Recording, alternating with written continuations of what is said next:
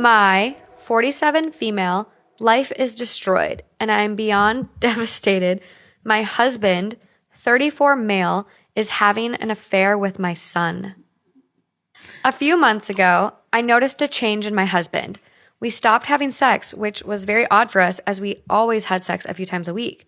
He also was more distant with affection and very secretive with his phone. And when I checked it, he had changed his passcode. So I checked his laptop and the same thing, change in password. We had always shared all that information, even when we changed it, so it didn't feel right. I started to feel like he was having an affair, and a coworker agreed that his actions seemed odd. She suggested I hide a camera at home, especially as I travel for work. She actually offered me the one she had used to catch her ex-husband cheating. After a lot of internal debate, I decided to do as she said and bought a camera that I could watch through my phone as I prepared for a short business trip.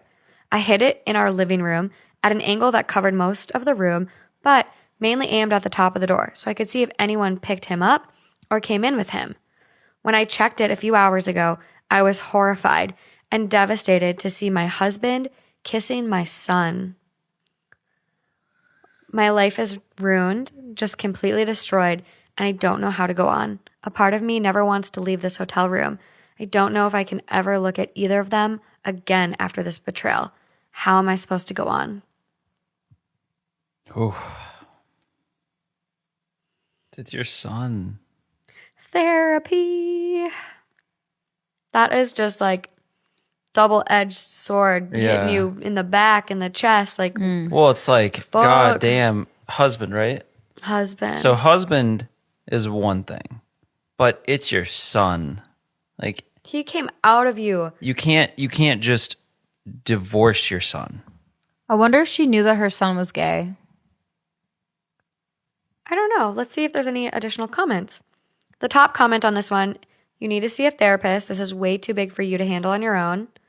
Sad and sorry for you. Your husband is an asshole. Get a divorce. Kick your son out of your life. It's okay to be gay, but to fuck with your stepdad? No way. Both are assholes. Yeah. Yeah, I'm kind I of with agree. that. I have this, so it's, I don't know if you'd call it irrational or whatever you want to call it, but this weird fear of mine is like when I was younger, is like falling in love with someone who ends up being gay. And I think that's just from seeing on TV shows or seeing like, you know, the Keeping Up with the Kardashians. And it's one of those things where it's like, you can't even be mad. It's just so, Right. it's Heartbreaking. so heartbreaking. Yeah. You know, Yeah. it's like if someone cheats on you, it's horrible, but you can literally be like, F you. But if someone's Right. just like, I'm gay and I was too Yeah. afraid to like come out, it's just so heartbreaking and so hard. Yeah, because you want them to be themselves and Yeah. be true to who they are, but it's still a loss and Still a a divorce. heartbreak. Like you're going to get divorced. So it's like, Well- it's so hard for you to. I think the hard like concept for me is to think that they never felt the same way that I would have felt throughout that relationship. You know what I mean? Like Okay, yeah. that they always like, even if they loved me and cared for me, like they never had that same type of like feeling that I felt. Like they Well- never matched my level of attraction because they weren't attracted to Right. me. They like weren't, and they just weren't being themselves. They were Yeah. just trying to fit in, and you know, I don't know what that's like, but I can imagine it's, you know, I'm just trying to fit in and do what's normal, societal expectations, family expectations. My it's just heartbreaking. Like that yeah. sucks that Yeah. people feel, and that's exactly why you can't be, in my opinion, like I wouldn't even be mad. I would just be like, yeah, like the fact that you felt like you had to hide yourself It's for sad. this long, like it would make Yeah. me feel so sad for you. Well, you and they know? probably and feel like, equally as guilty for doing it to you, essentially, and then you need to be the one that it all comes out with, you know? Mm-hmm. Just like you wouldn't feel good if you were in that situation, you just like had to tell that to someone, you would feel horribly awful. I mean, you're switching it, like you're just literally breaking it's like the relationships that are totally happy and then just end, and it's just like the most sad thing in the world because of circumstance. it's tough. My uncle is gay and my aunt is gay, and they're on two completely separate sides of the family. And both of them were actually married and in heteronormative? Heterosexual relationship? Oh my God. I don't know what the term is. I'm blanking right now, but they were in straight relationships. I think it's heterosexual. So both my uncle and my aunt were in heterosexual relationships before like divorcing and finding their partners. Not my uncle, my uncle's partner. And he had like kids and everything too. And like it just wasn't okay to be gay at that time. It was very it was very, very challenging. I mean, the AIDS, epidemic in this country and everything was the 80s. And so it's like there was such a stigmatization until honestly what seems like recently. Yeah. Well, and that's why when I was younger and when I would learn about, because I would know people who like had either like a husband who said that they were gay or a TV show or something like that. And so it was more of a little kid thing when I looked at that and I was just like, it makes me so sad that people still feel like they have to hide themselves and that they can't be true to themselves and they have to go through this like song and dance of what society says is normal. Like it makes me so sad on that front, but then it also makes me so sad on the other front where this person thinks that like, wow, I'm in love with this person who loves me back the same way and is so sexually excited, but they're not being true to themselves. Yeah. And so it's just like it's no like evil, no hate. It's just sad, Yeah. Mm-hmm. Yeah. Another comment goes, his stepson, not his son, right? He's gay or bisexual.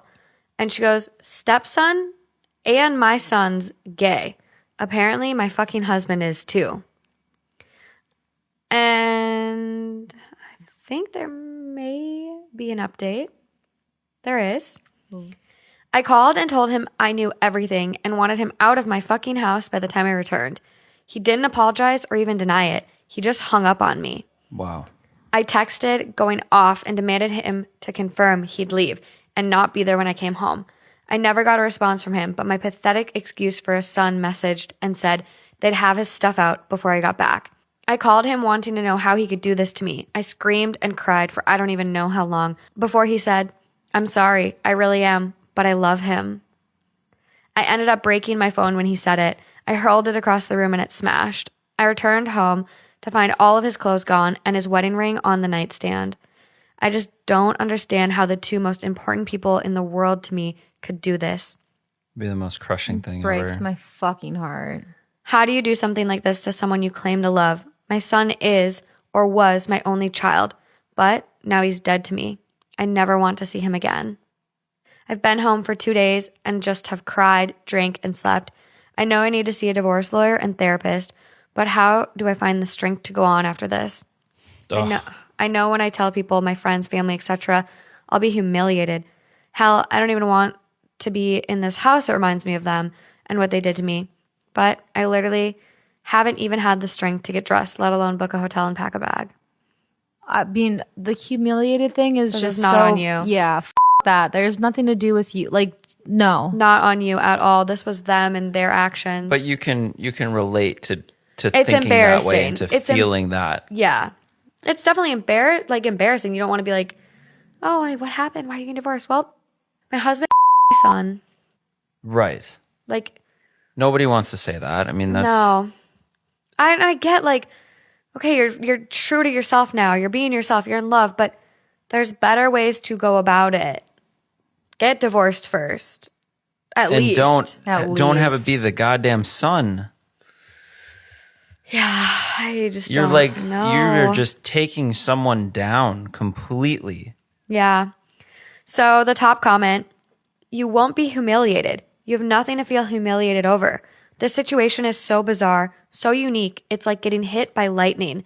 Yeah. And the only people who deserve to feel humiliated are the Woody Allen you married and the son who betrayed you. Yeah. Do you know about Woody Allen? Mm-mm. So Woody Allen is like a famous Hollywood director. And he was married, and him and his wife actually adopted a little girl and raised her. And Woody Allen got divorced from his wife, and they got married. And he's in Hollywood, famous. Yeah. Yeah, that. I'm just double checking the age. They got married in 1997. She was 27 years old when they got married. I'm trying to find out how old she was when she was adopted. Can you imagine? No, that's so disgusting. So they adopted her when she was around 7 years old. So talk about a groomer. Seriously. And that's the thing Oh with my this God. lady. How long were they married? Because True. if like the son was, if they've been married for say 10 years, the son would have been 15. Like, this is just weird. And it is Woody Allen-y. Oh my God, I can't even imagine just checking the footage. There's just so many things that hurt about that because, like I was saying, it's just one. I mean, you find out that, I mean, again, unless he's bisexual, unless her husband is bisexual, but then if you find out that he's gay, then it's like, okay, did you feel like you had to fake a relationship with me this entire time? And that sucks. That really hurts. And then two, your son, like, Yeah. out of everyone in the world, Yeah, exactly. that is just, oh my God. Yeah, like, and you fault them equally for that. I, The son and the yeah. It's husband. just such a betrayal. Like, how did it start even? How did it Right? start? right? How does that like just get initiated? Who initiated it? Like even when it's totally unrelated people in family, like non-familial people. When you have a crush on someone, think how hard it is for like two people that have crushes on each other to eventually, like it's always the big reveal. You know, it's always like, oh, do I tell him? Do I tell her? Whatever. Yeah. How does it happen in this sense? I don't know. That's just Like, oh. poor lady. So I have a question, kind of related, but at what point do you think in a relationship it makes sense to put a microphone somewhere, put in a camera somewhere versus having a conversation? It's a good question. That was not what I thought you were going to ask. I don't know. Like, Or is it because you always think if you have the conversation, someone, if they're already doing things behind your back, they're easily just going to say, "Oh, it's nothing. What do you mean? Why are you concerned?" well, it's also easy to get a hotel. It's like it's easy to go elsewhere. It's not. I know, but at what point in a relationship So- is it the point that the you're check the phone, the put the camera up? the point that your relationship is over. So In my I That's true. mind. That's in true. That's in my mind. actually, I was actually just talking about this recently. Funny you say that is because there is a girl that I know who, when her and her boyfriend broke up, she moved out. And something that she mentioned is that they had dogs together. And so they like set up these little cams for like The pet cams. the pet cams, and they never activated them. They just kind of like, you know, got busy working, whatever, and they forgot about them. When she moved out, she was the one who had like the access on her phone to activate them. So she Damn. activated them. And so they were in the living room, so she was able to see like what her oh ex. no. Yeah, and she never saw anything. Like he would just come home, like sit on the couch, and that's it. But the fact that she looked. Right, Oh my God, right? I would feel so like that's such a violation. right, crazy. But it's also like it's a violation. But she didn't set the cameras up there. They were already there, and he just forgot.